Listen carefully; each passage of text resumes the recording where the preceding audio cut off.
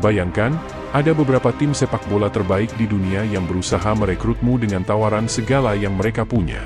Nah, Tomas El Trinche Karlovic punya pengalaman yang serupa. Dia punya kesempatan gabung dengan tim besar seperti AC Milan dan tim nasional Argentina, tapi dia tetap setia main buat klub kecil di divisi ketiga kampung halamannya. Meskipun begitu, dia masih bisa mengalahkan siapapun yang berani menantangnya.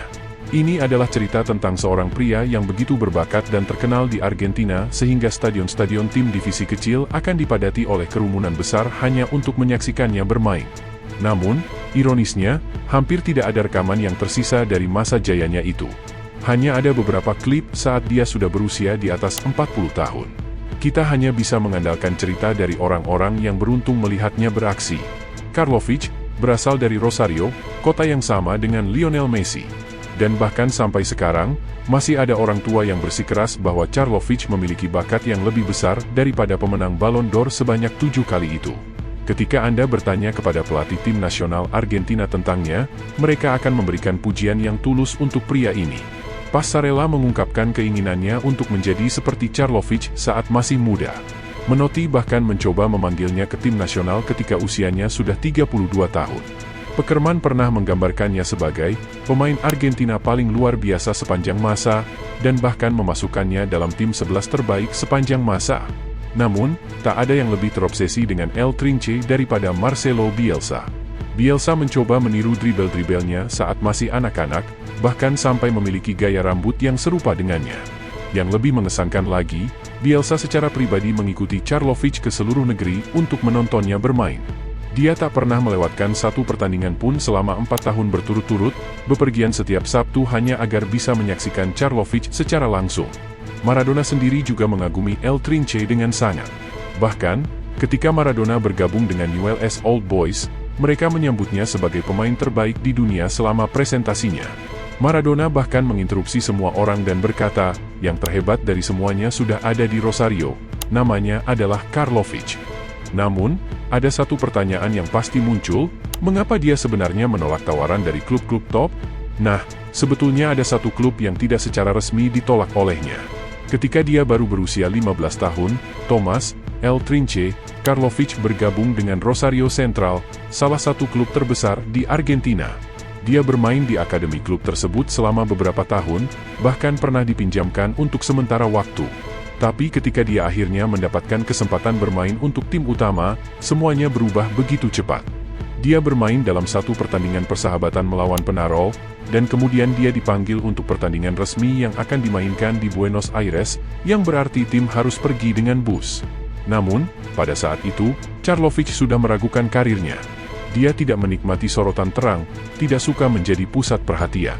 Dia adalah tipe pria pendiam yang seringkali akan menarik diri ke bilik ganti untuk mengenakan seragamnya, karena bahkan berada di ruang ganti membuatnya merasa terganggu. Gaya hidup seorang bintang sepak bola terlalu berlawanan dengan jati dirinya. Setelah semua, seperti yang dia katakan sendiri, dia tidak pernah bermaksud menjadi pemain sepak bola. Jadi, pada hari pertandingan tersebut, dia sangat gugup hingga tiba di pusat latihan 1 jam sebelum rekan-rekannya. Ketika bus sudah terparkir, dia masuk dan duduk di baris belakang, hening dan tenggelam dalam pikirannya. 10 menit kemudian, dia meninggalkan bus, dan tidak ada kabar dari dirinya di klub setelah itu. Karlovic sudah membuat keputusan, ini bukanlah hidup yang sesuai baginya. Namun, selama 2 dekade berikutnya, sorotan yang selalu ia hindari akhirnya menghampirinya berulang kali. Setelah berpindah-pindah sebentar, mencoba mencari tempat di mana dia seharusnya berada, dia akhirnya kembali ke Rosario. Tapi kali ini, dia tidak bergabung dengan Rosario Central atau Newell's Old Boys. Dia bergabung dengan Central Cordoba, klub di divisi ketiga. Dan bukan hanya klub itu yang menjadi rumah baginya, dia juga segera menarik perhatian semua orang. Dikenal sebagai El Trinche, yang artinya garpu, karena kakinya yang panjang, gelandang berpostur 6 kaki ini cenderung menghindari kontak fisik dengan segala cara. Dia lebih suka bermain dengan gayanya sendiri, tenang, duduk, dan membiarkan pikirannya mengatasi kelemahannya yang lambat.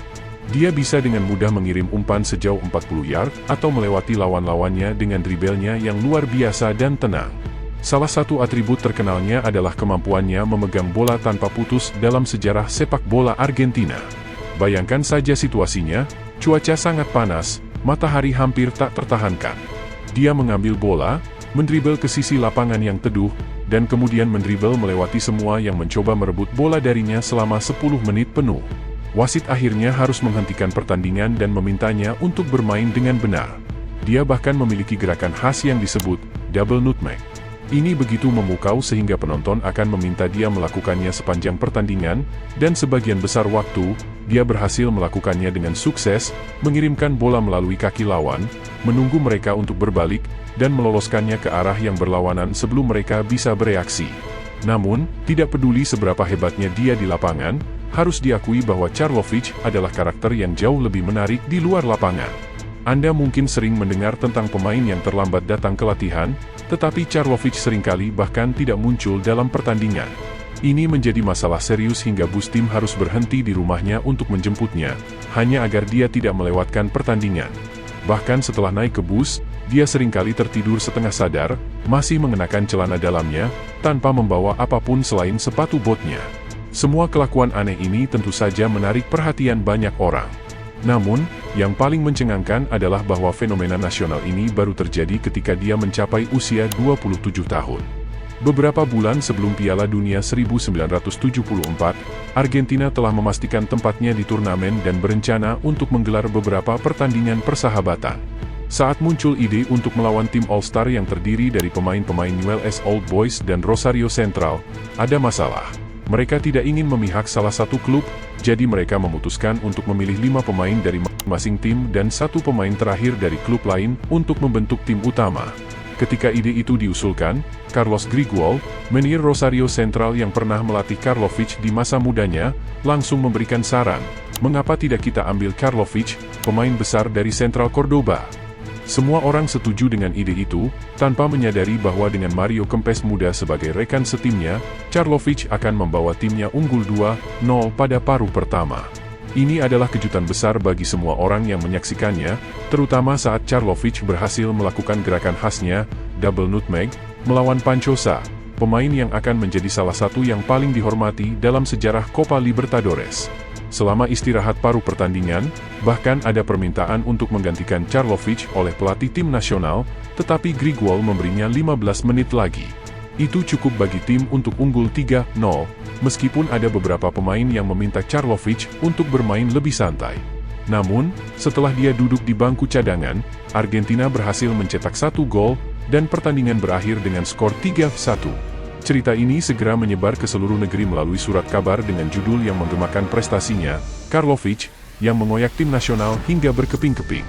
Dampak dari pertandingan tersebut akhirnya membuatnya pindah ke klub lain, yaitu Independiente Rivadavia. Namun, berada 500 mil jauhnya dari rumah terbukti terlalu jauh baginya. Dia membenci situasi di sana begitu banyak sehingga suatu kali dia sengaja ingin mendapatkan kartu merah, bahkan sebelum babak pertama berakhir, hanya agar dia bisa pulang kembali ke Rosario untuk merayakan Hari Ibu. Itu mungkin merupakan kartu merah yang disengaja yang paling tidak masuk akal dalam sejarah olahraga, dan semua itu masih belum mencapai keanehan tertinggi dari berbagai perbuatan aneh yang dia lakukan selama di klub tersebut.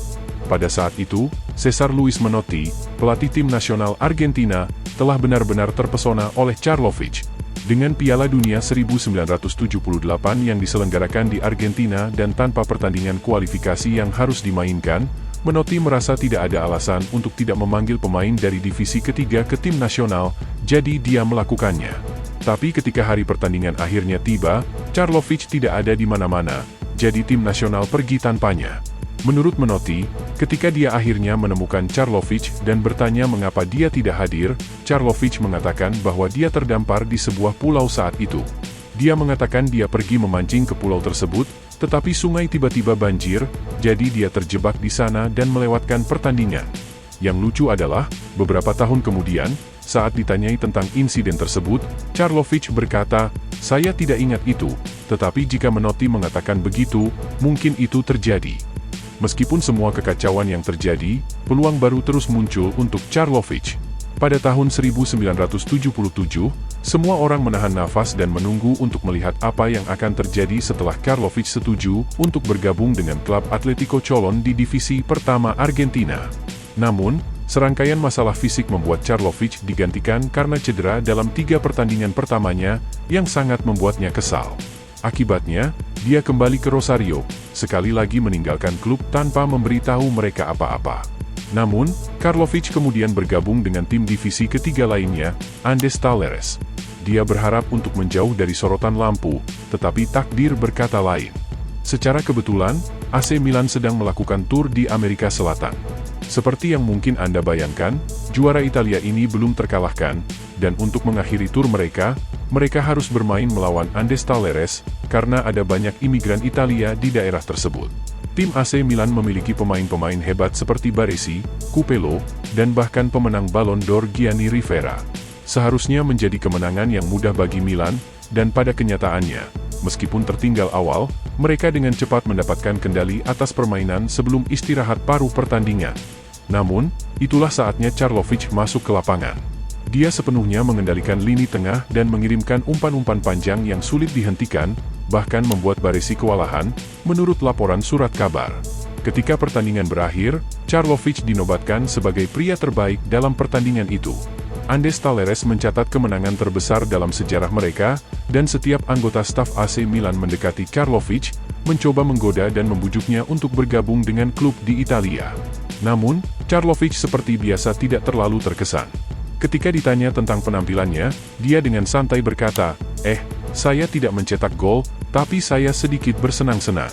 Secara ironis, pertandingan melawan AC Milan juga merupakan pertandingan terakhir bagi Gianni Rivera. Ada yang mengatakan bahwa menonton Karlovic bermain membuatnya ingin pensiun dari olahraga. Meskipun terdengar seperti legenda, pada saat itu, siapa yang tahu? Faktanya, Karlovic mendapatkan tawaran untuk bergabung dengan Boca Juniors, di mana dia akan bermain bersama Diego Maradona. Meskipun tawarannya sangat menggoda, Karlovic bahkan tidak melihat angkanya dan hanya menjawab dengan santai, "Tidak, terima kasih."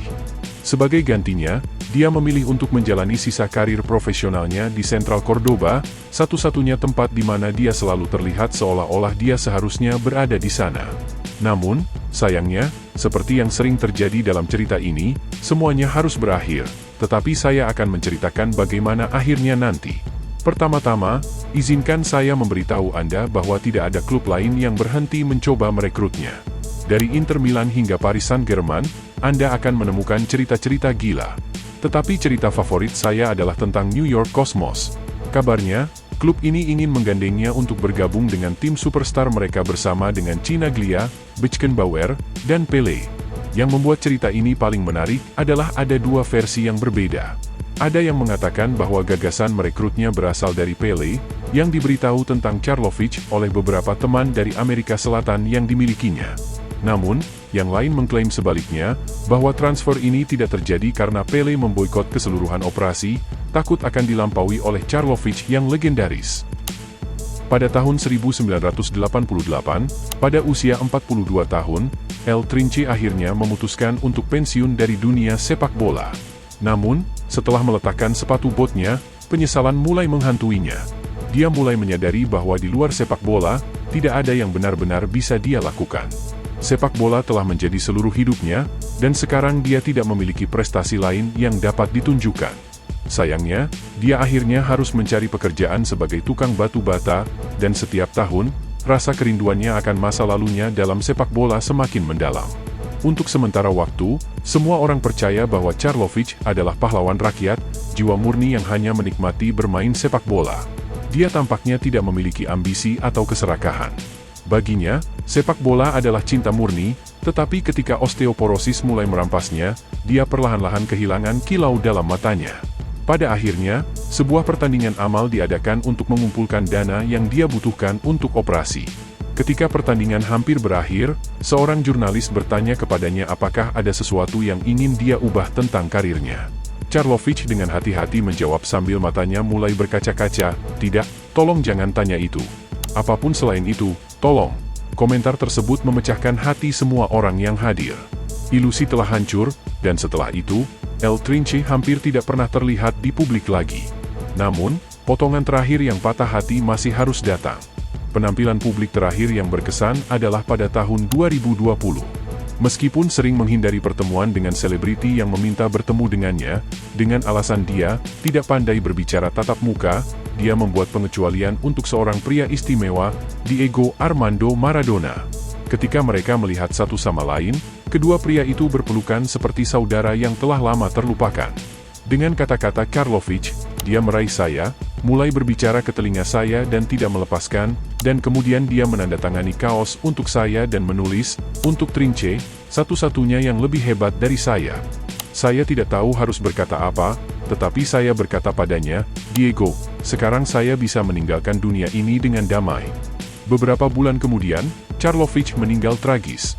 Dia sedang mengendarai sepedanya dekat Stadion Sentral Cordoba ketika seorang pria menyerangnya dan memukulnya di kepala dalam upaya mencuri sepeda. Karlovic jatuh ke tanah dan masuk ke dalam koma. 2 hari kemudian, dia dinyatakan meninggal. Bahkan di tengah pandemi, tidak ada yang bisa menghentikan kota tersebut berduka atas raja mereka. Kenangan diadakan di stadion, dan ribuan orang datang untuk membayar penghormatan terakhir kepada El Trinche.